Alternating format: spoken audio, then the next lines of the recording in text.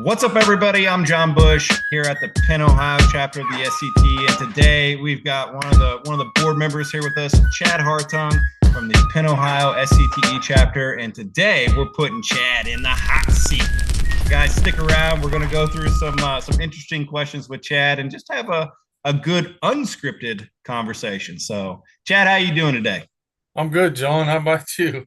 Oh, I can't complain very much. It's been some beautiful weather out here in Indianapolis, and thankfully that heat has I think finally gone east, gone away from us here. So, Well, you can send the cold this way. I'll take it. brother, I'm on the same page. I'm ready for some nice fall weather. You know, some hot apple cider and the fruits that come with the beautiful fall. So. Yes. Yeah, so good. So, Chad, just kind of starting off with you, I want to get a little bit of a background from you. So, give me your introduction into telecommunications, kind of like how you got started, if you will, and where you went in your career leading up to maybe joining the Penn Ohio chapter. Yeah. Actually, the beginning is pretty funny. I local cable company where I was TCI, and I called up. I said, "Hey, are you guys hiring?" Guy says, "You got to get some experience first."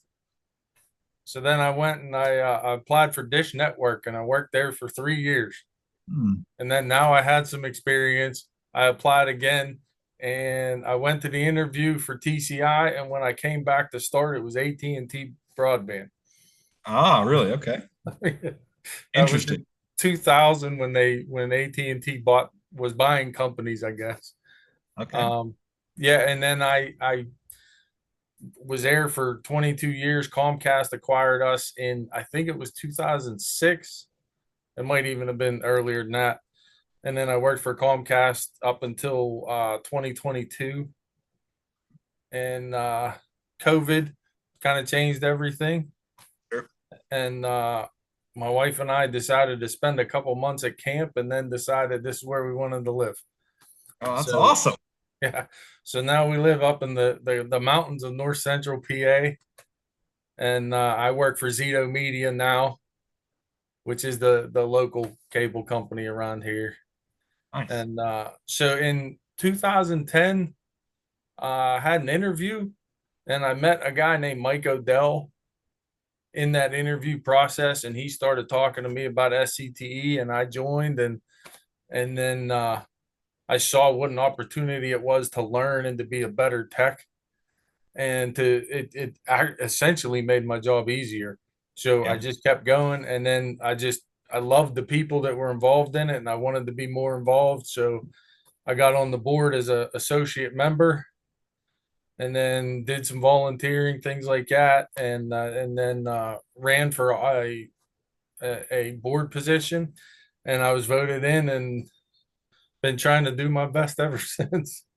That's awesome. And I just one quick one for you. How long have you been on the board now, roughly, would you say? I see that kind of catches me off guard. I think I've been on the board. I've been reelected 3 times, so I'd say 6 years. Okay. So, Oh, that's great. And like you said, the SCT is such a helpful place for knowledge sharing, and I'll kind of clip that as one of the most important things that I've seen is that everybody's willing to always help. If you got a question, I mean, you can definitely find answers just by posing the question. yes, yes. Yeah, which has been very good. So as far as the work career, so you worked at Comcast for 22 years roughly, and then you COVID changed, which I think COVID has changed a lot of lives in many different ways. Yes. And then you went over. You said you went over to Zito Media from Yes. there. Yeah. Okay. Yeah, Great. I actually applied for a maintenance technician job, and I went to the interview, and they offered me a manager's position.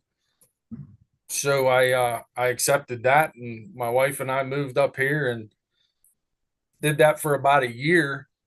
And then we had some staffing issues, and I went to my director and said, "Hey, I think you need a maintenance tech more than you need a manager." And he said, "Absolutely." I said, "Well, if you want, I'll take the maintenance position, until we find someone else or something like that." And he said, "That's fine." So for the last 15 months, I've been maintenance tech here, just like I was at Comcast. So Oh, excellent. That's great. So So you did you start off with more of kind of say like an RF centric background, or have you always been more into fiber? Which kind of one were you do you Oh if you no, were I am an RF geek. All right. So like my company is actually they're doing a lot of overbuilds of our own systems. They're going fiber to the home.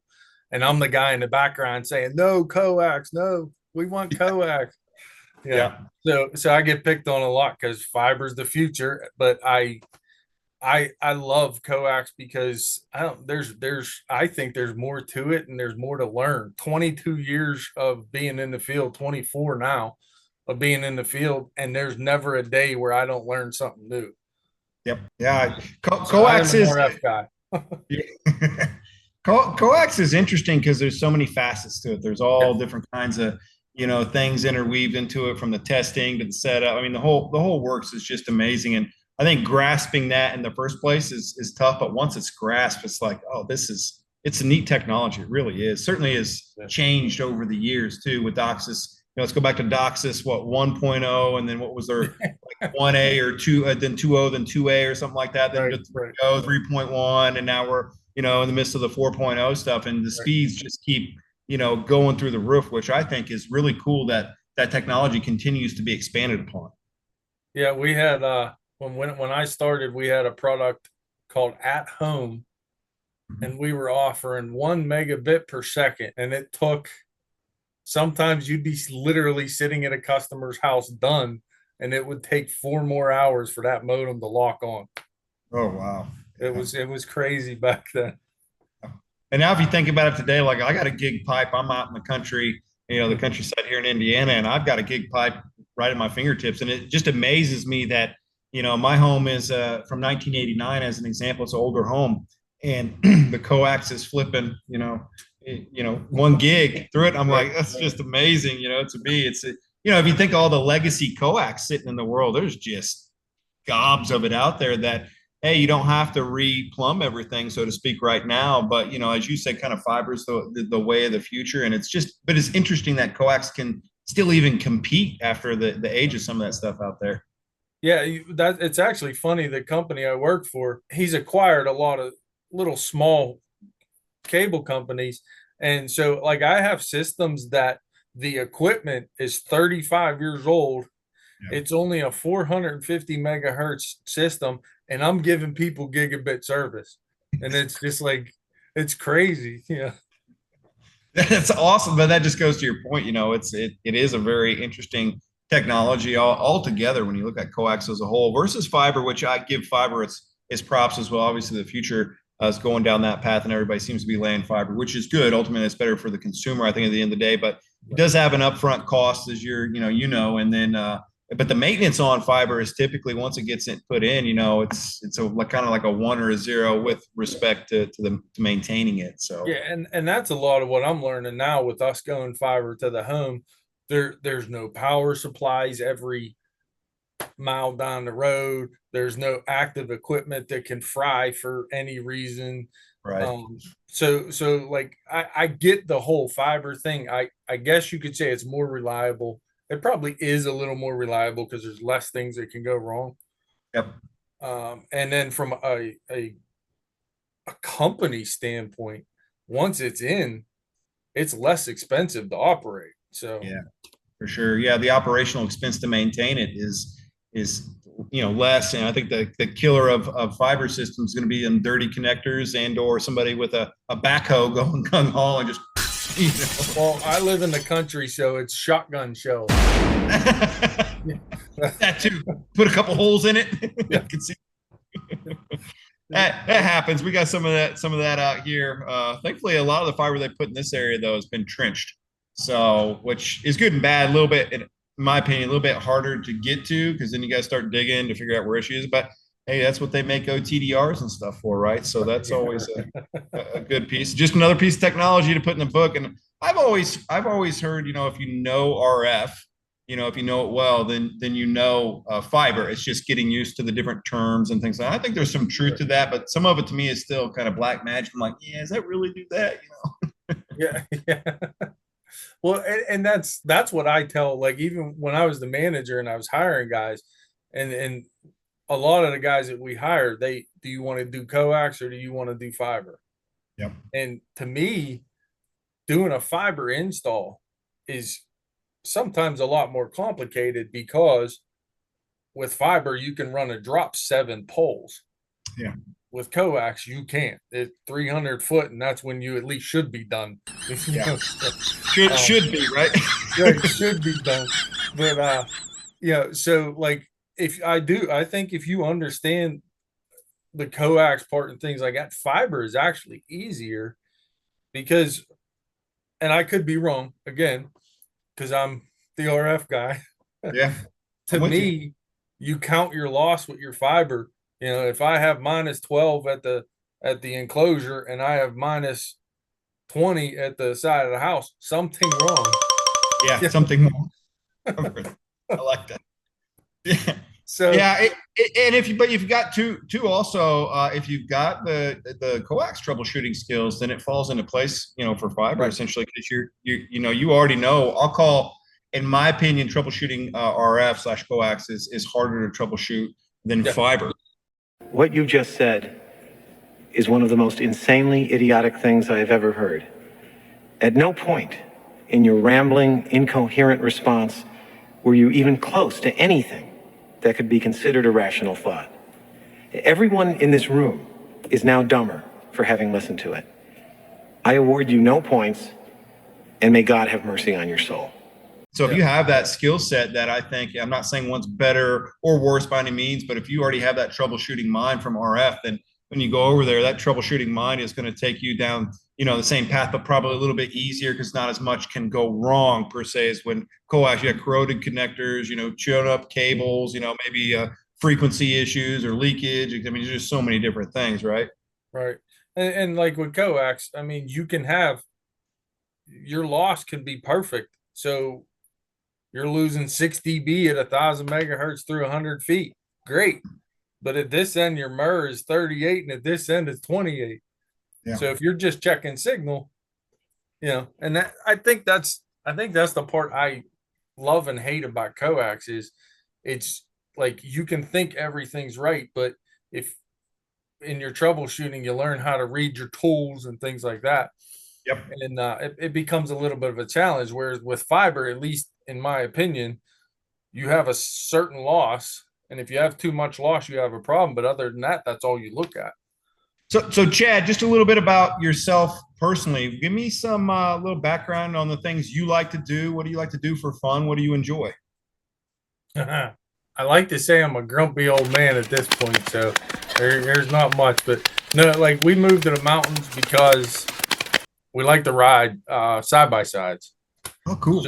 So that's pretty much what we do.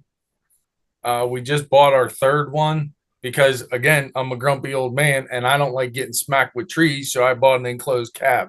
So now I can ride in the rain and nothing hits me and I don't get wet. So nice. All right. But that's probably the biggest thing we do.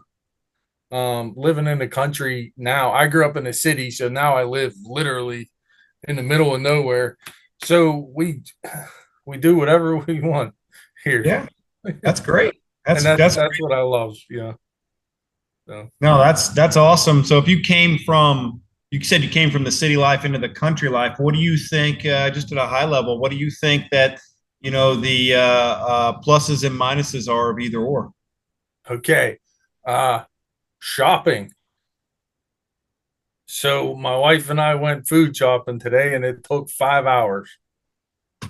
Really? Yes. Oh my God. So you end up having to go to a big city, or well, it's not even a big city. It's Walmart's an hour and a half away. Oh, I got you.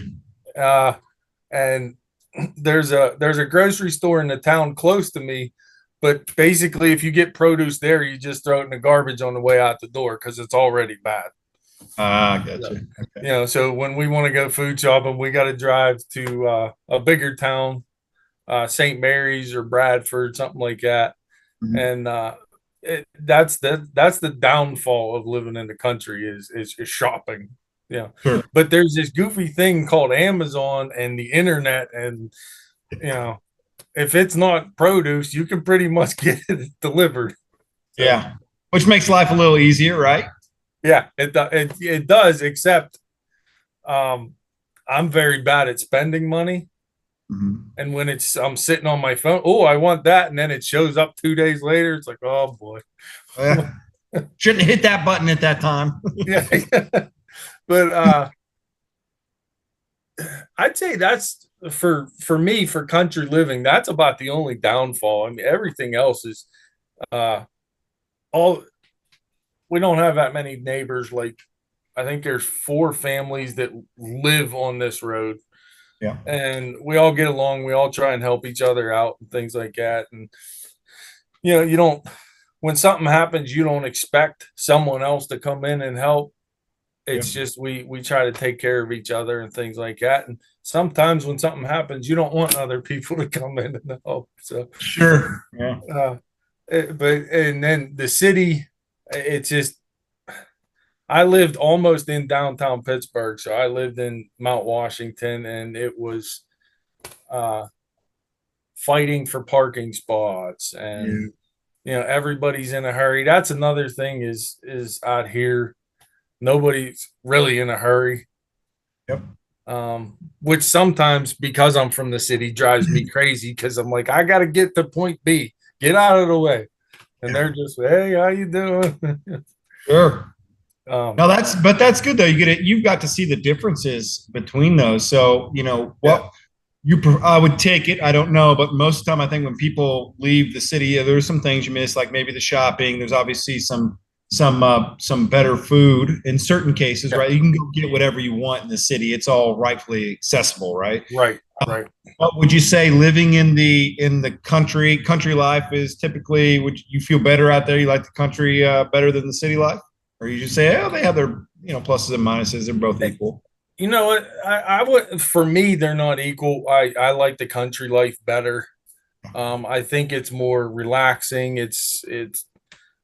But the city, I did, like I said, I grew up in the city, so I loved living in the city when I was there, and convenience and opportunity and things like that. There's a difference there. Like, me living here, financially, it doesn't cost as much to live here, but Yeah. at the same time, it doesn't pay as much to live here. So Yeah. yeah, It's the pluses and minuses. I happen to wholeheartedly agree with you on the country, country living. I think it's just one thing, and for me, you could say pricing and whatever. At the end of the day, it's the stress, right? It's just yeah, when you're done at the end of the day, you can kick off your shoes, and it's like you said, you got 4 families on your road. It's probably a fairly long place to live, and yeah. everybody's really nice to each other. You know each other, and Mhm. that piece right there just keeps the blood pressure down, which does a lot of great for the body, by the way. Yeah, I still need medicine, but okay, it's Yeah, well, hey, we all need what we need. So, okay, so we just discussed, kind of city life versus country life, and that's cool. So, one more kind of personal one, if I may.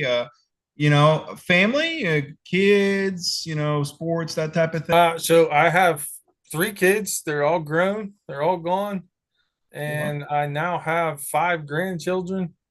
Oh wow. Okay. So Congrats. it's unfortunately, they live in Pittsburgh and I live in the country. So I'm not to come over every Saturday and hang out with Pat, but when they do come up, we always try and have fun with them. My daughter, she's my youngest, and she probably comes up the most. Hmm. And her son turns 2 next week, and we call him Pac-Man. His name's Paxson, but we call him Pac-Man. And for his birthday last year, she actually did a Pac-Man themed um, birthday, so it was pretty cool. But like, my wife, her friend was selling a little mini dirt bike, so she went and bought that. So he's not even 2, but he's got a dirt bike, so That's awesome. Right there. Well, that's got to be cool for them, though. If you said they're living down in Pittsburgh, right? They get to come up to the country, yeah, and get away from it all, because it's always nice to, if you're living in the city, to get away every now and then, right. and whatnot. And for you, I imagine go back to the city every now and then is peaceful for the couple, or not. I wouldn't say peaceful. Maybe you get to see it all again. And you're like, all right, I'm ready to go back. Maybe along those Yeah. lines. You know what the coolest thing about going back is driving past somewhere you used to live Yeah. intentionally, and I don't even know what it looks like anymore. It's like different houses, and everything I knew is gone, stuff like that. So that's pretty neat going back to that. But uh Sure. yeah, and then my middle son, he actually started his own business a couple years ago, and he is currently building his first home Hmm. for a customer. So he's actually from ground up, he's the general contractor for building a house. So it's kind of exciting, and hopefully the gutters don't leak and the roof holds, we'll see. 100%. Hey, if you need any work too, hey, guess what? Hey, man, bring some people out here. I Need some think it's double price for me though. problems. That's a problem. I Plus, gotta then you gotta feed add you, the I gotta drive. house you, and I gotta pay you. So Yeah, plus the and drive, right? You got to add that in. He's got to drive from what Pittsburgh all the way up to your place. So it was a yeah, long. yeah. So for him, it's about a 3 hour drive. So Oh, okay. yeah, Yeah, still. Hey, that's it's what a being dad is all about, though, right? You can call up, and say, "Hey, son, come on up yeah, here," and yeah, right. yes, sir. Well, the thing is, there's this. Uh, so my daughter's fiance, that's who I pick on because he wants in the family. It's like, hey, Mm. you want in the family? I need a fence put up. I need a new roof on my house. I mean, if I'm going to give you my daughter, you gotta work for it. Yeah, So yeah. Come up here and prove your value there, right? Yeah. that's right. Yeah. And my oldest son, he still lives down there. He has two kids, and he paints houses basically, and sometimes he contracts for his brother and things like that. So, but he's doing pretty good too. So pretty good. And then up here we just have three fur dog babies, and we just acquired a cat that was born at our garage up the road and felt bad and took it in. So we have three dog kids here and a cat now. And what kind of dogs, just out of curiosity, are they? Two labs and this little rat thing. This little red things. Yeah, Mix. it's my wife's dog. It's like this big, Mm. and it's a bully. Oh yeah, yeah. It takes the toys from the labs, and the one lab could just like stick the whole dog in her mouth at one bite, and she just lets her do whatever she wants to her.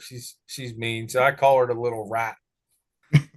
Yeah, That's how those little dogs get though, man, is they got that attitude because they're small anyways. And yeah, then you get these big dogs that are just like, yeah, all right, I just give in to them. Like we have two Dobermans and we had a Dachshund, the little wiener yeah, yeah, dogs. right. And no little, I mean, here's 90-pound Dobermans, full breeded, German Dobermans bloodline, and these dogs are just stout. And when that little dachshund come out, snap it right out of the Dobie's mouth, and Dobie just be like, oh, I don't want any of that. I'm just like, here, watch yourself, little wiener dog.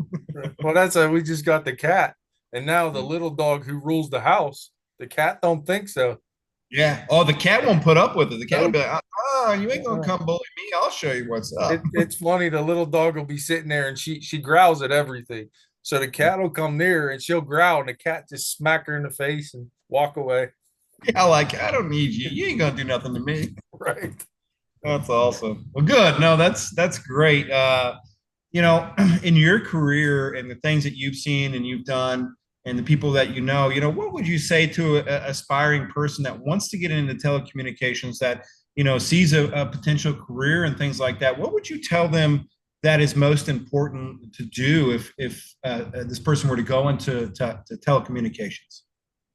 Well, the first thing I actually tell people that if you get into it and it grabs your interest, it's lifelong. It's with you for the rest of your life, and all you want to do is learn more.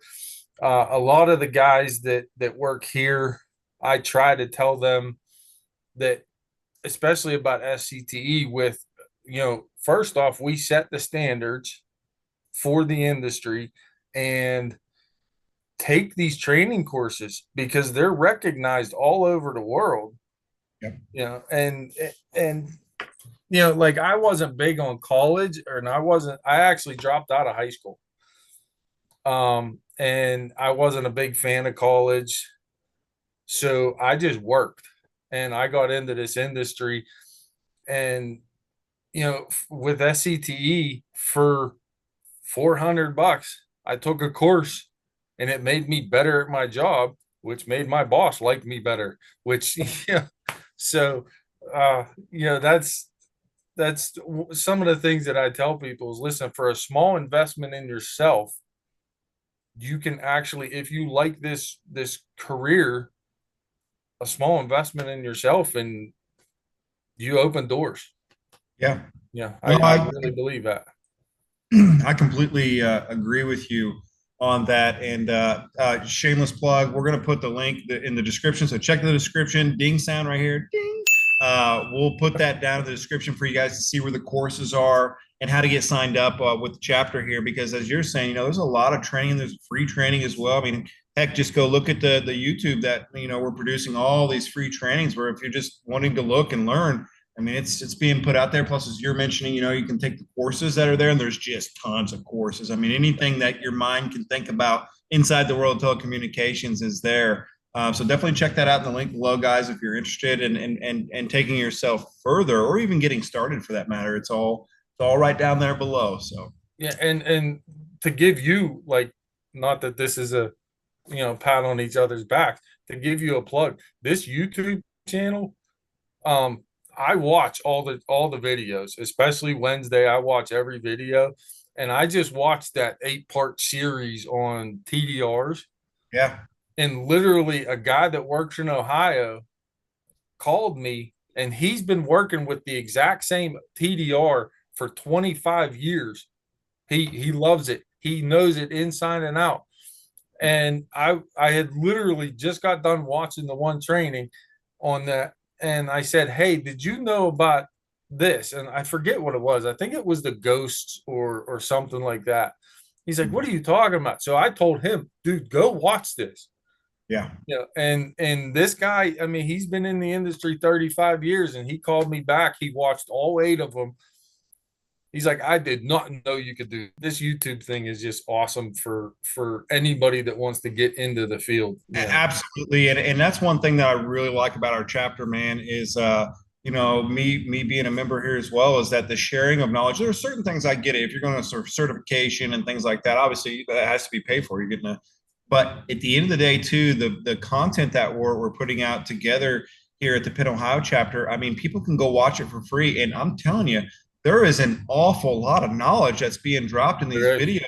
You want to benefit. I mean, even when I was watching over TDRs, I'm sitting here learning things as I'm watching, like, oh, I didn't know I could do. Oh, I didn't know I could do that. And same with the fiber stuff. And I think that's that's kind of a directive that we're working towards here under the board, under you guys, going that path. And I think it's great because it's sharing knowledge with everybody. And I think sharing is truly caring, but more importantly, sharing that experience and knowledge just takes people and accelerates their career if you're willing to listen to the knowledge given. So yeah, and shameless plug, but SCTE, and especially the Penn-Ohio chapter, I have any question I've ever had regarding the industry. There's, even if I call someone who I'm close with and they don't know, 2 hours later, I get a phone call from an expert, and they're like, "Hey, what's the issue you're working on?" Like, and it's just how the people in SCTE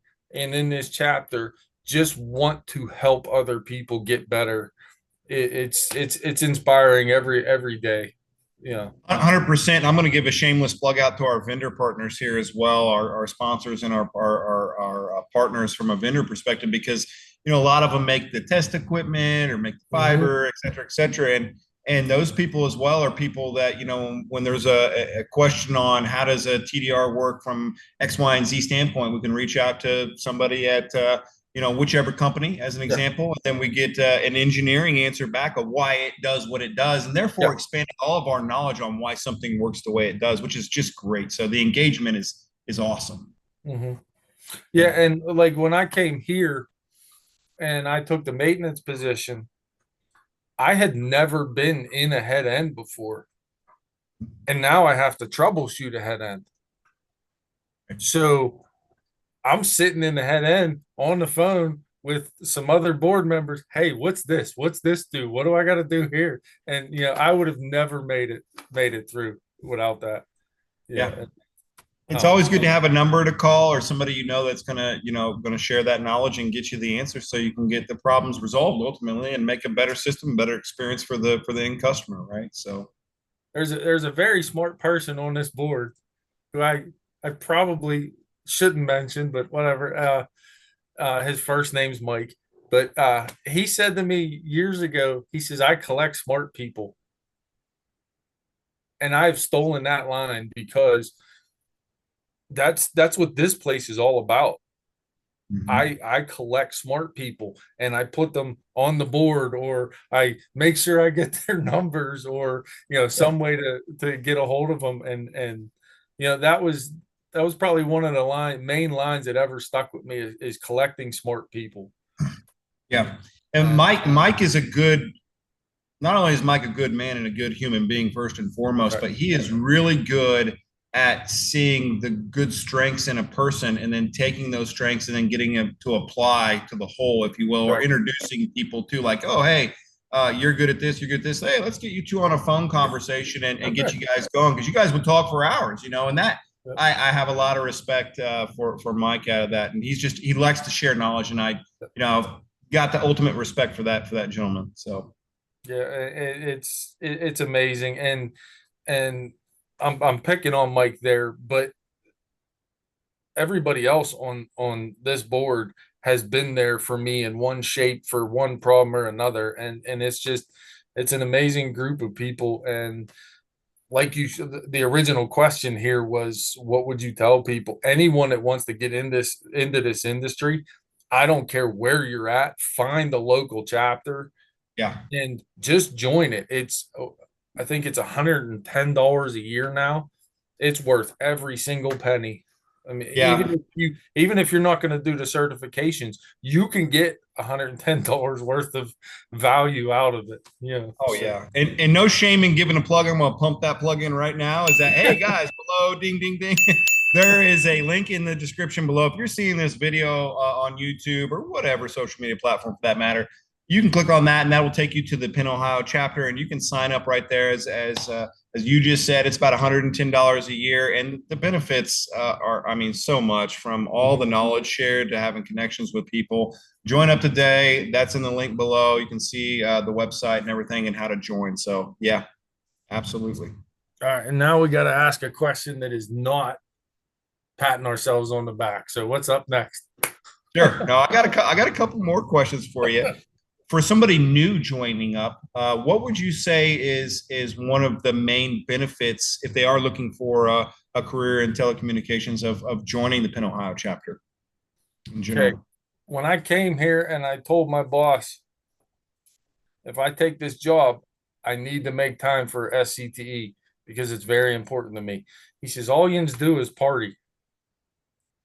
So I went to the chapter leaders conference, and I learned so much about the job that I just took as a manager, because I went from an individual contributor to now managing people. And literally I think it was within my first month here, I went to that conference and I met people who offered to, hey, if you have questions about how to deal with a certain type of employee, call me, things like that, because it makes your job easier. But over the years, things like that have happened so often organically. People just want to help, and that networking, it's amazing. I know people I have no business knowing. Sure. I'm this little guy down here and I'm friends with this guy up here, and that was one of the biggest benefits of SCTE. And I know personally people that have been on this board, bad things happen. They've lost their jobs, things like that. And through the networking from this, they didn't skip a beat and they had a new job. Yeah. So, that's great right there. The interpersonal, kind of the relationships that you get, or the networking, as you were just mentioning as well. That's extremely important. And hey, you make lifelong friends when you're in a chapter as well, because you meet these people, you're talking, you're working things out, and like you said, everybody's very, very, very helpful, which is which is just great. Whether it's a job or it's a troubleshooting question or whatever, there's always somebody to go to get advice or help from, frankly. Yeah, and that was when I came into the cable industry, that was one of the biggest things that shocked me, because here I am, I'm working for AT&T, and I run into this guy because our systems butted up together from Armstrong. And this dude wants to help me do my job. I'm like, dude, you're the competition.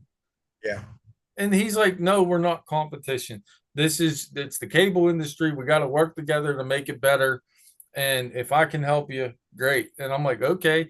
And then years of things like that happening, and I get into SCTE, and that's like a culminate. That's just like the epitome of the whole industry is, let's lift each other up to make our industry better.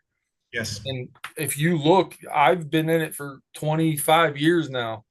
And in 25 years, the cable industry has really changed its name. It's changed how people think of it. And it's just amazing. It's because of things like that. Yep.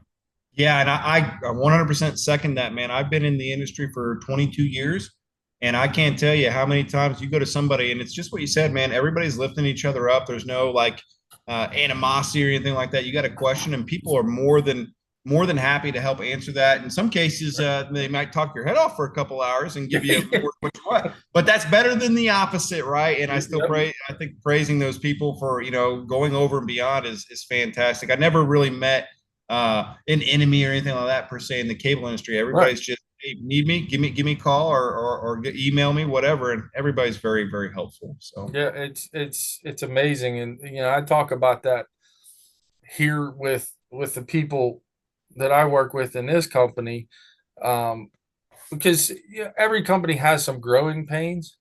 yes. And I got into this company during some of those growing pains, and it's amazing how different people help from different areas, and it brings everybody up. It's been awesome. As the show we had, wow, I thought that was great. I mean, got to see everybody. Conversations were awesome. good. Yeah, that was, you guys set that thing up. Oh, that thing was done extremely well. By the way, guys, shameless plug. If you want to see that ding, link is below right across the screen here. Click on that link and it will take you so you can see kind of what the show looks like. Here's the walkthrough. I'll put the walkthrough there for you, as well as some of the leadership conversations that were, because they did a full panel for about an hour. I think it was 45 minutes. Conversing over leadership, which was really good. I really enjoyed that panel. Yeah. The leadership panel was good, and I actually pulled one of them, and I'm sorry, but I forgot the name at the moment. I'll probably remember it as soon as we're done. But after that, I pulled one of them aside and was talking to him because of where I was with leadership and things like that. And he was more than happy to offer me some advice and things like that. So it was really, even those people who aren't necessarily a member of the board, they're just a member of the industry.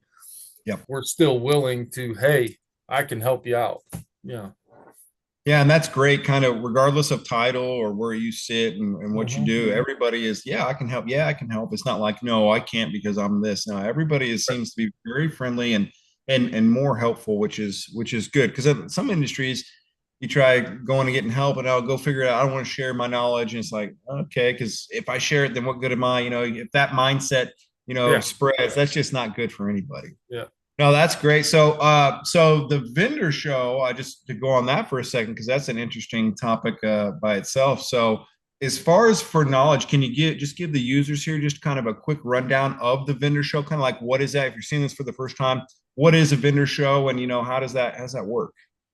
Yeah, the vendor show is when we put that together, we reach out to all of our vendor partners, and then they send someone who is very knowledgeable in what they do to these vendor shows, and they bring samples of the different things that they have. And the coolest thing, like I said, we're doing this fiber to the home now, and I found some new equipment there that actually would save our company money. And the gentleman that had it, he reached out to me about a week later, and I forwarded his information. But the vendor show, for someone who hasn't been there, it's really cool because you get to see all the different things that make this industry work. Yeah. And every table has someone there who is an expert in that field, and you can talk to them, you can ask them questions, they'll demo things for you, and it's really cool. I mean, I don't know what else to say. There's so much there that you can see and learn at the vendor shows. Yeah, one of the things I like is the hands-on, like what you're saying. You go to the table, get your hands on the actual test equipment, and there was one this year that had they had the hard hats, and the hard hat had a fan installed like up underneath here, so it was pushing cool air. And I was like, man, that is a great. It had a big old spotlight on it. So I was like, man, that is just. I wore that thing. I was like, man, this is comfortable. Like it was really. It's neat to see the things that the different companies are coming out with, because you can get something real hot and heavy into technology, or something that you have to have, like as an example, that helmet, it's got the extra bells and whistles on. You're like, oh man, that would make my day so much easier when it's 900 degrees out and I'm baking a bucket. I mean, it would just be great. So it's just cool to see all the things people are coming up with, I think. So. Yeah, and like you said, that's the funny thing, because you can go from a spectrum analyzer to a pair of gloves at the vendor show. I mean, it's cool. Like you said, it's crazy how many different things are there that some things you don't even know you needed till you went. Absolutely. And by the way, plug for that. If you guys want to see some of what we're talking about, we captured the whole show in a nice walkthrough, so you'll be able to see all the tables. Check it out below. It's really cool. If you've never been to a vendor show, not only was the venue this year, I thought it was a beautiful place, but check out the walkthrough. It just kind of goes through and shows you the different layouts, the different stuff that we're mentioning here. It's very, very, very neat to see for the first time. So, yeah. And hey, if you want to compete in the cable games, after if you do good at the cable games, you get to move on to the next level. And the next level, there's even more vendors there. And then, the ultimate is to go to national, and then it's a city inside a building. That's for sure a big city. Yep. All right, Chad. So, we went through a lot of different things. I want to kind of wrap up here, if you're okay with that. Yep. I got some random questions. I always like to ask the random questions. That way people, get to know you as a person. So bear with me as I give you a couple rapid fire. Are you ready? Yes, sir. All right, so I'm going to throw out this first one. Just pick whichever one you go to instantly. So, greatest boxer of all time, Muhammad Ali or Mike Tyson? Mike Tyson, because I've seen him. Yep, I understand. What is your favorite sandwich of all time? And if you made it from your scratch, what do you call it and what is it? Tuna fish. Hell no. Come on. To the no, no, no. Hell to the no. Hell to the no. To the no. Tuna fish, really? Yes. What do you put on your tuna fish sandwich? Tuna fish, mayonnaise, onions. So straight up, basically just tuna. Straight up, that's it. Okay. Yeah. All right, that's cool. Car brand you most prefer, Ford or Chevy or Dodge? Kia. Okay. There you go. Fair enough. Favorite football team? I'll leave that one open for you. You gotta get them from Pittsburgh. It's the Steelers. Man, I knew I didn't like you for some reason. Yeah.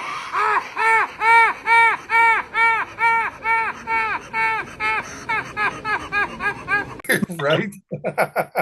I don't know if you remember back in, I'm going to say it was the 2000s, back in the early 2000s or maybe mid 2000s. I don't know.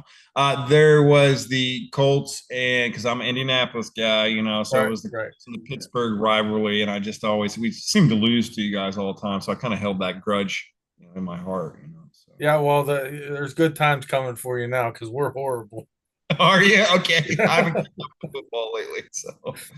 No, that's good. Okay, so you Steelers fan, got you. All right, so what is a place that you want to visit that you have kind of like maybe your dream visit to go see something wherever that may be in the world? What is it?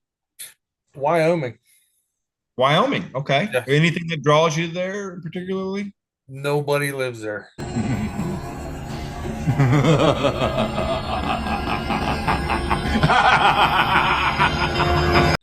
Nobody lives there.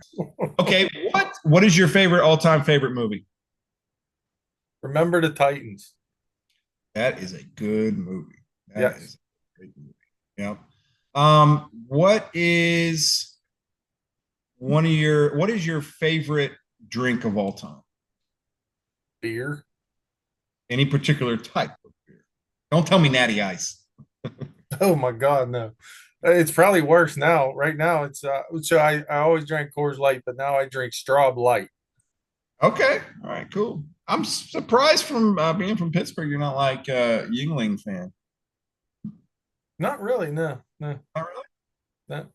Interesting fun fact, here in Indiana, we only got Yingling about, I want to say maybe 5 years ago, roughly. Yeah, my wife's family, her cousins and them live in Kentucky, and every time her cousin comes up, and he's a Steelers fan, so he comes up for Steeler games, he Mhm. always buys a couple cases because he can't get it in Kentucky. Oh, really? Yeah.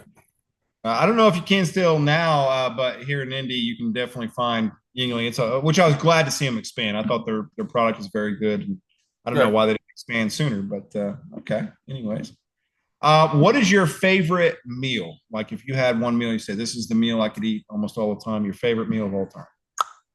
Lasagna. Lasagna. All right. Yes. You got a little Italian in you too? I do not, but my wife makes the best lasagna ever. That is fantastic. Okay, best way to spend a day off. You could do anything on your day off. What would you do? Go riding. Go riding? Okay. Yeah.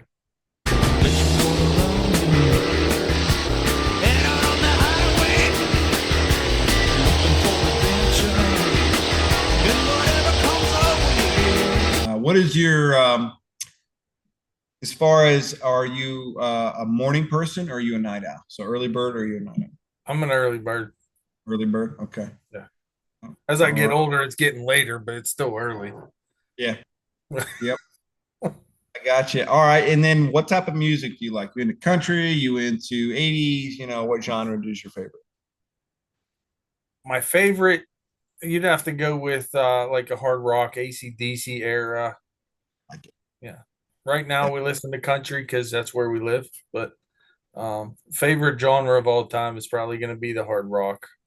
Okay. Nice. And then one last rapid fire for you. Well, maybe two. Your all-time favorite quarterback. Pick anyone. Brett Favre. Brett Favre. You and Roy and your Brett Favre, man. Oh wait, Roy said that. Never mind. I got to pick somebody else. Insert picture of Roy. That's great. I think I know he picked Brett Favre because he's a Pack fan. He's a cheesehead. But I think I wanted to say maybe he picked Joe Montana too. I'll have to go back and look at that part, but he liked Montana as well. So I like Joe. Joe was a good quarterback. He was a good quarterback. He was there. I like the way Favre played. Yeah, 100%. So last one here for you. Last quick shot here.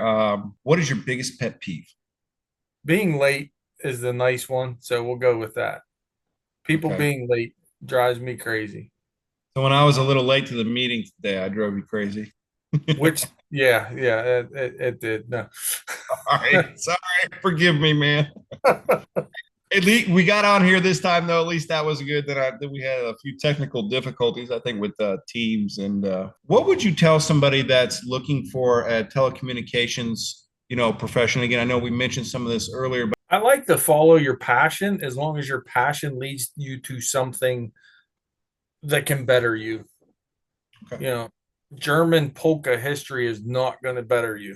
So but I do agree with that. Pursue your passions. I honestly didn't know I had a passion until I got into the cable industry and realized that I loved doing what I do. So, I agree with the following your passions as long as it leads you to something that makes you better.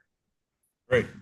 And for somebody coming into telecommunications, let's do that first. For somebody coming in, how do what would you kind of give them advice on how to enter telecommunications, and how would you maybe tell them to go after a specific type of job, i.e., hey, if you're a hands-on person, you might want to do this. If you're not so much of a hands-on person like me, I'm not a very good mechanical guy. Where would you go for that? So what kind of advice would you have for people in that realm?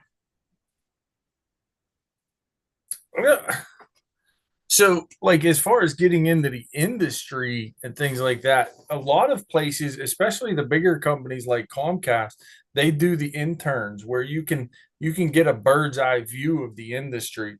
And I really like that for people who aren't quite sure, Mhm. because hey, that's interesting, and I didn't lose anything pursuing it. That's great. Um, Yeah. I, I really like that for people as far as getting into the telecommunications industry, and if this is what you want. Seriously, I tell the people that I talk to around here, give it 6 months. It's either going to click or it's not. Yeah. Um, and after that, find the guy that's been there the longest and listen to him. you know SCTE is a great place to go. You can learn, you can get better at what you're doing. It is a hands-on job, like what I do, but there's so many other avenues in this field. Like you said, about I'm not hands-on, but I can do this or I can do that. The telecommunications industry has so many paths that you can take, that you don't have to be a hands-on type of person. You can be a book person, and you can still thrive in this industry. No, that's great. Especially, I mean, both things are great. What you said there, especially the one about the intern. Kind of going in to be an intern and kind of Mhm. maybe see a little bit and be like, oh yeah, okay, you know what, this maybe wasn't for me, but this over here, wow, I find myself really kind of driven towards that. It's very interesting. Then kind Right, of finding as that as a passion, if you will. right. Yeah, like if you have a kid that's in high school, and they're trying to figure out what they want to do, um, hey, over the summer, be an intern at a cable company, or and like you said, you can get in, and hey, I'm on the bookkeeping keeping side, but look at this over here. This is really cool. And you can pursue that. So you get to see a well-rounded, you know, the different operations that are inside there, and not really be forced down any path, but be able to have the exposure to see what all of them are like, and then be like, oh yeah, I really like where that was heading. I'm going to try maybe go down that path. Hmm. And Yeah. and if you take that path, it actually opens you up to bigger things, because if you just get into being a tech right off the bat, you only know this side of the world. And when you do something like an internship, you get to see the other side. And then when you're making decisions where you're at, hey, you know what, if you think about this, maybe there's a better way here. When you know all sides of the business, it makes your decision making better. Yeah. Yeah, because you have that exposure to seeing kind of how all sides, and then you're piecing together pieces and parts of why this is done. Because over here it goes, yeah, that's Yeah. great. That's a really good piece of advice right there. Which, by the way, I don't mean to step back, but this kind of makes me think about this too. Is that our chapter this year did something really cool at the show, which was around the high school and things like that. Maybe you could speak on that for just a moment. I think that would be very very cool for our listeners to hear about. Yeah, a couple of years ago, our chapter decided, well, we've always had an outreach program, but we decided we wanted to work with local schools and try and get the next generation of cable techs coming in, and uh, developed a relationship with Forbes Technical School in Monroeville area, and they offered our SCTE certifications to their students. And at our vendor show, the first kid in the nation received his certification at that show. it was super cool. And yeah, the best part was he brought his resume. That was actually really awesome. And that's something that I know most of our board members are really passionate about, because if we get into these high schools, like, you have everybody going to high schools. I never saw anybody from our industry in a high school. Yeah. So like, this is a really good industry, and an industry that you can live your life off of, and you can excel in, and end up anywhere you want to be in this industry, and getting to younger people and showing them that, hey, this is a good place to be, is awesome. And hands up to that kid, because I mean, that was just amazing. Chad, I want to thank you for your time today. It's been great.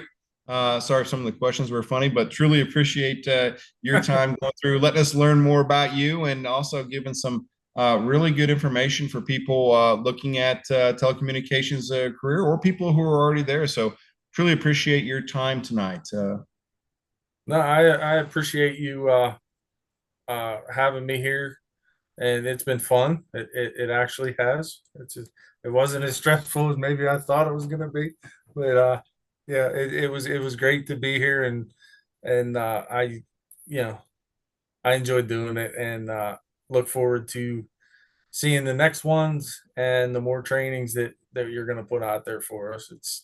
This is an awesome venture that we're going on here. So. Guys, hopefully you like what you've seen today. Make sure you hit that like button, ding, and also make sure you hit that follow or subscribe button. Chad, thanks again. This has been The Hot Seat with Chad Hartung. And guys, we will catch you on the next one.